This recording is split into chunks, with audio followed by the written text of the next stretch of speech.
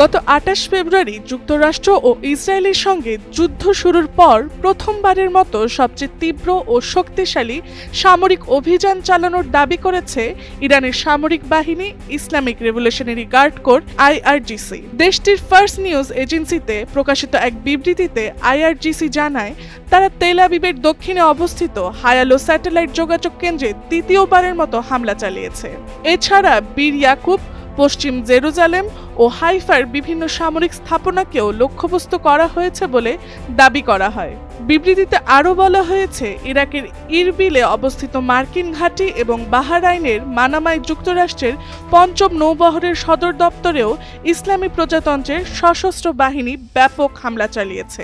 এদিকে ইরানের নতুন সর্বোচ্চ নেতা মোস্তফা খামেনি দায়িত্ব নেয়ার পর তেহরানের হামলার গতি আরও বাড়িয়েছে বলে মনে করা হচ্ছে।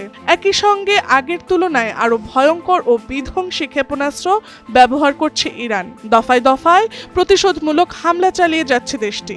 অন্যদিকে ইসরায়েলি প্রতিরক্ষা বাহিনী আইডিএফ দাবি করছে, ইসরায়েলের হামলার ক্ষেত্রে ইরান তাদের ব্যালিস্টিক ক্ষেপণাস্ত্রের প্রায় অর্ধেকই ক্লাস্টার বোমা ওয়ারহেড ব্যবহার করেছে।